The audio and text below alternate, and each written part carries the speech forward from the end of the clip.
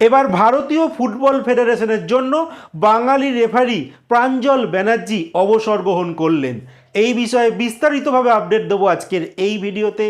থাকছে প্রাক্তন মোহনবাগানে খেলা একজন বিদেশি খেলোয়াড়, তিনি এবার ভারত থেকে টাটা বাই বাই করতে চলেছেন, তারও আপডেট দেবো বিস্তারিতভাবে আজকের এই ভিডিওতে। থাকছে কেরালার ব্লাস্টারের আদ্রিয়ান লুনা, তিনি এবার নতুন দলে সাইন করতে চলেছেন। কোন দলে তিনি সাইন করতে চলেছেন তার আপডেট দেবো আজকের এই ভিডিওতে। আর থাকছে কেরালা ব্লাস্টারের আরও একজন বিদেশি খেলোয়াড় দল ছাড়তে চলেছে। সমস্ত খবর এক এক করে বলবো, তার আগে প্রতিদিনের মতো বলবো খেলার আপডেট খবর পাওয়ার জন্য আমাদের চ্যানেলটিকে সাবস্ক্রাইব করতে একদম ভুলো না। তো চলো শুরু করা যাক আজকের প্রথম খবর। আজকের প্রথম খবরটি শুরু করছি প্রাঞ্জল ব্যানার্জিকে নিয়ে, একজন বাঙালি রেফারি যিনি আন্তর্জাতিক পর্যায়ে ম্যাচও করিয়েছেন। এই বাঙালি রেফারি কিন্তু এই মুহূর্তে অভিমানে তিনি তার রেফারিং জীবন থেকে তিনি অবসর গ্রহণ করে নিলেন, কারণ তিনি জানিয়েছেন যে এআইএফএফ কিছু সিদ্ধান্তের জন্য তিনি কিন্তু প্রচণ্ড ক্ষুব্ধ, যার জন্য তিনি এই রেফারিং জীবন থেকে সন্ন্যাস গ্রহণ করে নিলেন।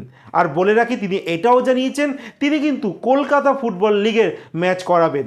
এছাড়া বাকি যে সমস্ত ম্যাচ এতদিন করিয়ে আসছিলেন সেখানে কিন্তু তাকে আর দেখা যাবে না। আমরা এটা লক্ষ্যও করেছি যে ইন্ডিয়ান সুপার লিগে এই প্রাঞ্জল ব্যানার্জিকে কিন্তু বেশি ম্যাচ দেওয়া হয় না, জানি না কী কারণে, বাট আমার পার্সোনালি মনে হয় এই প্রাঞ্জল ব্যানার্জি কিন্তু ভারতবর্ষে যত রেফারি আছে one of the best referee এই প্রাঞ্জল ব্যানার্জি। তারপরও আইএসএলের কিছু অপদার্থ রেফারিগুলোকে দায়িত্ব দেওয়া হতো, আর কারা দায়িত্ব দিচ্ছে সেটাও তো দেখতে হবে। এআইএফএফ দিচ্ছে, যেই এআইএফএফে এই মুহূর্তে অকল্যাণ ব্যক্তিরা বসে রয়েছে যারা দায়িত্ব নিয়ে ভারতীয় ফুটবলটাকে শেষ করছে, যার জন্য এটাই হওয়ার ছিল। একজন বাঙালি রেফারি, তিনি কিন্তু ভালো রেফারিং করার পরও তাকে সরে যেতে হচ্ছে এই এআইএফএফ এর জন্য।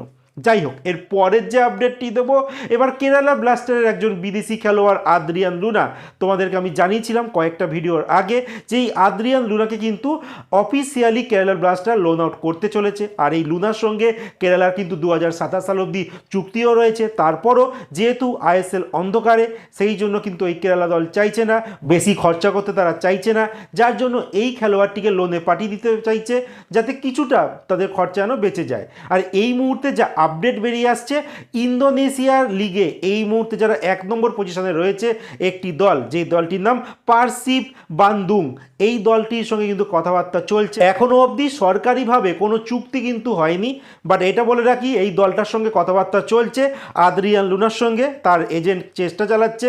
আর এই দলটাতে সম্ভবত আমরা দেখতে পাই পেতে চলেছি এই আদ্রিয়ান লুনাকে ইন্দোনেশিয়ান যে সুপার লিগ হয় সেখানে খেলতে।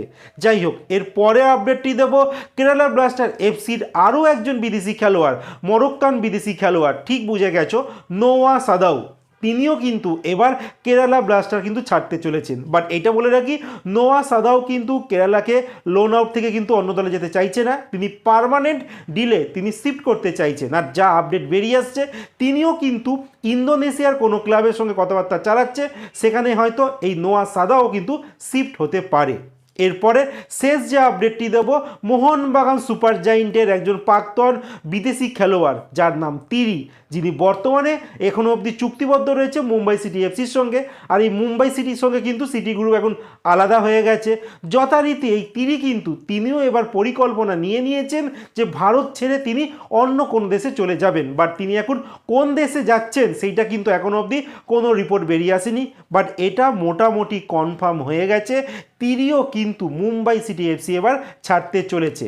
আর আমরা ম্যাক্সিমাম এই ইন্ডিয়ান সুপার লিগের খেলোয়াড়দের দেখছি আমরা, তারা কিন্তু ইন্দোনেশিয়াতে শিফট করছে। এই বোরা হেরেরাকেও আমরা দেখেছি, এছাড়া ফ্র্যাঙ্কা বলে একজন বিদেশি খেলোয়াড় মোহামেডান স্পোর্টিংয়ে লাস্ট ইয়ার খেলছিল, এছাড়া অ্যালেক্স গোমেজ, তিনিও কিন্তু ইন্দোনেশিয়ার লিগের দলগুলোতে খেলছে। এছাড়া আরও অনেক খেলোয়াড় আছে যারা এই মুহূর্তে আইএসএল ছেড়ে কিন্তু তারা ইন্দোনেশিয়ার লিগে চলে যাচ্ছে। আদ্রিয়ান লুনাও কিন্তু, এই যে তোমাদের বললাম, তিনিও কিন্তু এই ইন্দোনেশিয়ার যারা 1 নম্বর দল এই মুহূর্তে রয়েছে সেই দলের সঙ্গে কিন্তু কথাবার্তা চালাচ্ছে।